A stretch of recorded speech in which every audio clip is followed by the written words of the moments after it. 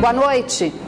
O vizinho acusado de estuprar e matar uma menina de 7 anos na zona norte de Manaus já está preso e confessou o crime para a polícia. Além dele, um homem de 26 anos também foi preso suspeito de abuso sexual contra menores. Os casos recorrentes de crimes contra a dignidade sexual de crianças e adolescentes têm surpreendido a própria polícia e deixado a população preocupada. Francinaldo Marialva Pereira, de 26 anos, foi preso nesta segunda-feira após denúncias anônimas. Assim que o corpo de Juliane Souza da Silva, de apenas 7 anos, foi encontrado enterrado no quintal da casa do acusado, os vizinhos revoltados invadiram o imóvel, mas ele não estava mais no local. O crime que revoltou os moradores do bairro onde a pequena Juliane morava comoveu toda a sociedade. Para a família, um fato torna o caso ainda mais doloroso. É que o principal acusado, que inclusive confessou o crime na delegacia, chegou a prestar solidariedade à família da vítima. No domingo à noite, quando estava orando, ele entrou lá e pegou na mão da mulher lá, que nós estávamos lá fazendo uma oração, ele entrou lá. Francinaldo ainda se prontificou a ajudar nas buscas. Para a família, ele só queria desviar a procura do quintal dele. Na delegacia, o acusado diz que cometeu o crime sob efeito de drogas. Para a polícia, o caso está solucionado. No dia que a Juliane sumiu, na sexta-feira, ele conseguiu cooptá-la para dentro da residência e, segundo as informações dele, já num novo depoimento, ele primeiro a esganou, né, e ela chegou a desfalecer. E depois dela, já com ela desfalecida, chegou a tocar as partes íntimas dela. Outro suspeito de estupro apresentado pela polícia foi Marcelo Augusto Praia de Souza, de 26 anos. Ele é acusado de abusar sexualmente de pelo menos 3 meninas entre 14 e 17 anos. De acordo com a polícia, o acusado atuava de forma clandestina como mototaxista e era assim que ele tinha acesso às vítimas. Ele desviava o percurso, fazia um caminho diverso do que a vítima pedia, ia para um lugar ermo e cometia o crime sexual, sempre simulando que tinha arma de fogo e com capacete. Ainda segundo a delegada, os casos de estupro estão cada vez mais recorrentes em Manaus. Só até abril de 2016 foram registrados 187 casos envolvendo crianças e adolescentes. Eu acho assim, é muita violência, falta de segurança também, né? Rapaz, eu acho que falta Deus no coração desse pessoal, né? Se fosse minha filha, eu moveria céus e terras para fazer justiça. Revoltante, né? Foi lançado esta manhã o plano de combate às queimadas no Amazonas. Com a proximidade do verão, o objetivo é evitar a propagação dos focos de incêndio no estado, um problema que cresceu mais de 180% nos últimos 10 anos, segundo o Instituto Nacional de Pesquisas Espaciais. Queimada no Amazonas é um problema antigo, mas só começou a incomodar de fato as autoridades no ano passado, quando a capital foi invadida por muita fumaça durante quase todo o período seco. Na época, governo estadual e prefeituras se mobilizaram para amenizar a situação. Para evitar o mesmo problema, este ano um plano de combate a queimadas foi lançado na manhã de hoje. A campanha de prevenção às queimadas, para que a gente tenha uma redução substancial, né, dessas ocorrências, prioritariamente o sul do estado do Amazonas, que a gente tem as ocorrências nos municípios ali na fronteira com os estados do Mato Grosso, de Rondônia, o Acre, né? Além da atuação do Corpo de Bombeiros, este ano moradores de municípios do sul do Amazonas e da região metropolitana também foram capacitados para ajudar no combate às queimadas. No passado foram formados aproximadamente 10 mil brigadistas em diversos municípios, como repito, os mais afetados, e esse ano já foi iniciado o processo de formação e capacitação em diversos outros municípios, visando justamente a prevenção. O plano também prevê uma fiscalização mais rigorosa. O Instituto de Proteção Ambiental do Amazonas vai aplicar a penalidade necessária para quem for pego ateando fogo em vegetação. E ainda de acordo com a diretora técnica do IPAAM, donos de terras que no ano passado colocaram fogo na floresta ainda podem ser autuados. O que a gente fez foi colocar essas áreas na base do IPAAM, né, e algumas áreas estão registradas, e quando a gente tiver solicitação de licenciamento ou mesmo quando essas pessoas fizerem um CAR, a gente vai ser possível identificar. A gente aplica as multas de acordo com o percentual de área, né, atingida, e normalmente aplicamos a lei de crimes ambientais, né? Segundo a SEMA, durante todo o ano passado, foram registrados no Amazonas 15.170 focos de calor. Já este ano, de janeiro a maio, 1.237 focos foram identificados pelos satélites do INPE. E agora a gente confere a previsão do tempo para esta quarta-feira aqui na capital e também em algumas cidades do interior. Em Manaus, o tempo fica encoberto a nublado e a possibilidade de pancadas de chuva isoladas. As temperaturas variam entre 25 e 33 graus. Em Coari, a previsão é de muitas nuvens e chuva fraca. Mínima de 25 e a máxima não passa dos 29 graus. Em Boca do Acre, o sol aparece entre nuvens e as temperaturas variam entre 20 e 30 graus. Em Borba, o tempo fica encoberto e também a previsão de chuva fraca. As temperaturas variam entre 24 e 28 graus.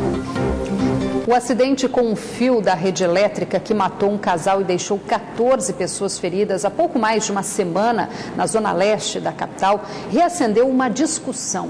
O Amazonas está entre as capitais brasileiras com maior número de acidentes provocados pela falta de cuidado nas instalações elétricas. Manaus é uma das cidades brasileiras recordistas de ligações clandestinas da rede elétrica. Muitas delas sobrecarregam a rede e causam acidentes. No início do mês, um casal morreu e outras 14 pessoas ficaram feridas quando um fio de média tensão se rompeu na comunidade da Sharp, zona norte da capital. E de acordo com o laudo técnico da concessionária de energia, o acidente foi provocado por um corte de linha de cerol usado para soltar papagaio de papel.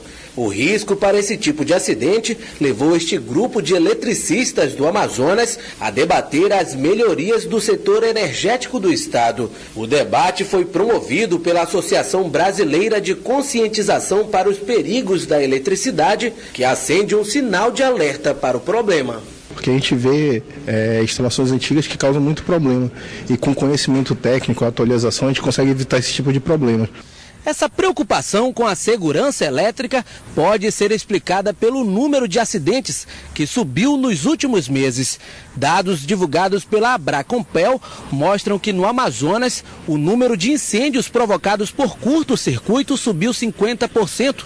Saiu de quase 300 para mais de 500 nos últimos meses. É um número que a gente precisa ficar alerta e, infelizmente, as pessoas ainda continuam cometendo esses erros. Ou seja, compra os equipamentos, mas não verificam a instalação elétrica. Você está colocando uma carga muito grande na mesma instalação anterior.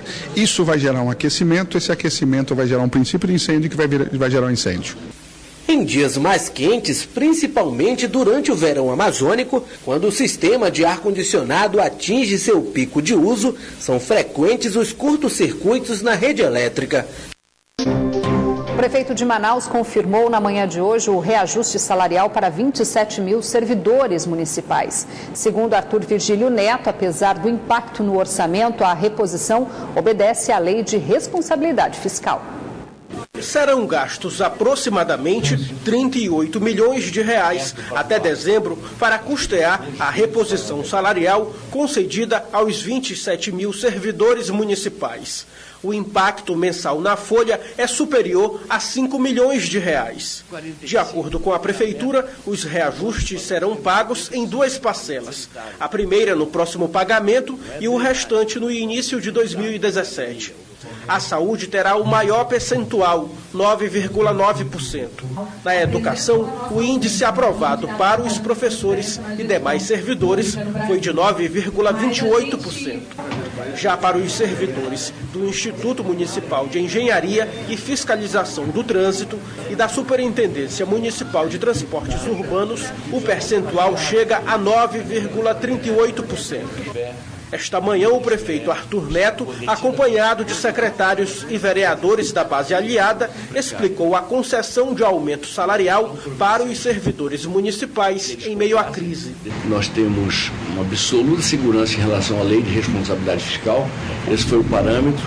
Nós podemos dar um reajuste que fosse até o limite do conforto em relação à lei de responsabilidade fiscal. Estamos bem longe do limite prudencial. Calculamos a nossa perda de arrecadação, a gente investiu no nosso servidor. Ainda de acordo com a Prefeitura, a medida setorial não é vedada pela legislação em ano eleitoral e está dentro do limite do aumento da inflação.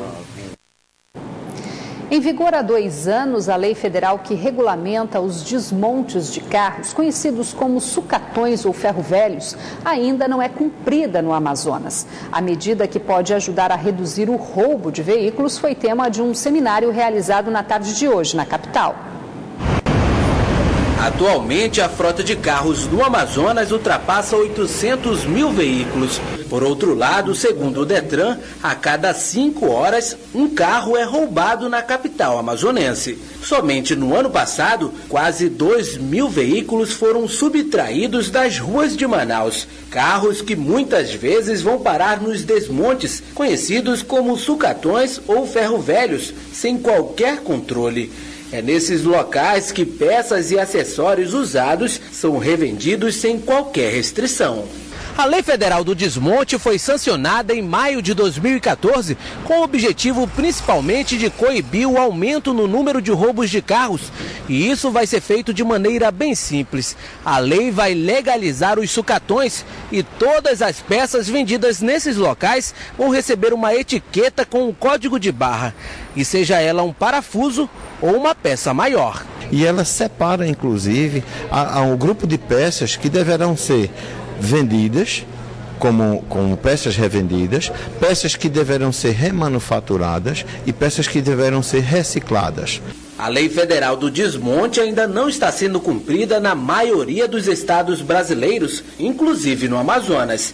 Em São Paulo, onde a lei já está sendo aplicada, o resultado tem sido positivo. No Amazonas não seria diferente. Eu acho que se a gente contar inicialmente 50%, já seria um número excelente para cá.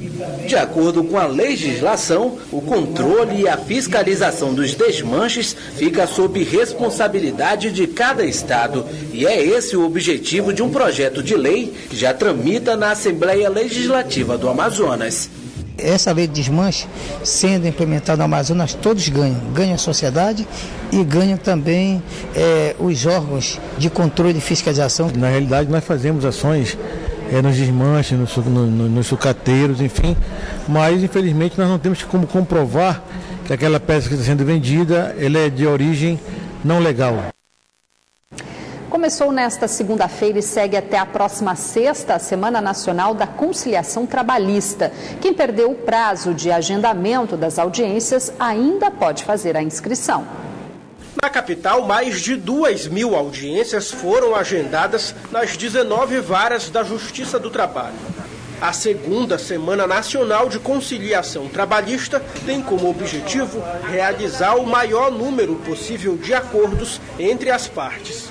O principal objetivo é a redução, dessa demanda, dos processos pautados na Justiça do Trabalho.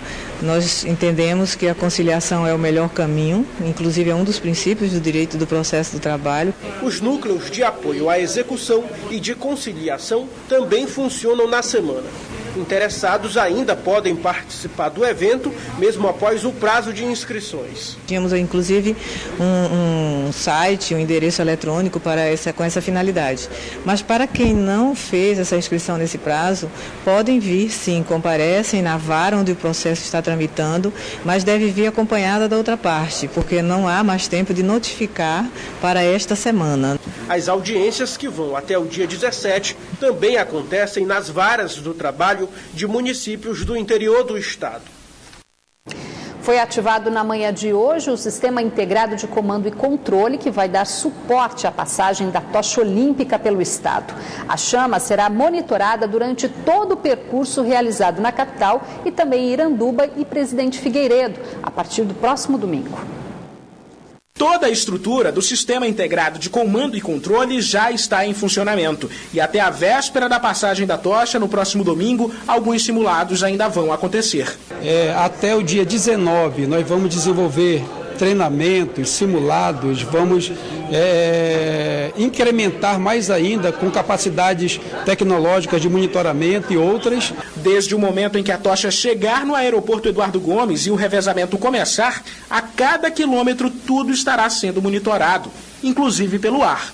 Secretário, o senhor falou em helicóptero. Que helicóptero serão esses da Polícia Militar? O nosso helicóptero e possivelmente da Polícia Militar, mas o nosso, o que está na Secretaria, aquele que estava parado há 2 anos e retornou para a Secretaria, estará voando nas Olimpíadas. Na tocha. O Sistema Integrado de Comando e Controle fica ativado a partir de hoje até o dia 21. O local funciona como base, onde serão recebidas as ocorrências para serem direcionadas às ações dos órgãos competentes. O Band Cidade fica por aqui, mas continua na internet, onde você pode acompanhar outras notícias e também rever nossas reportagens nas redes sociais, Facebook e Twitter da Band Amazonas. Você fica agora com o Jornal da Band. Boa noite para você, até amanhã, 7 da noite.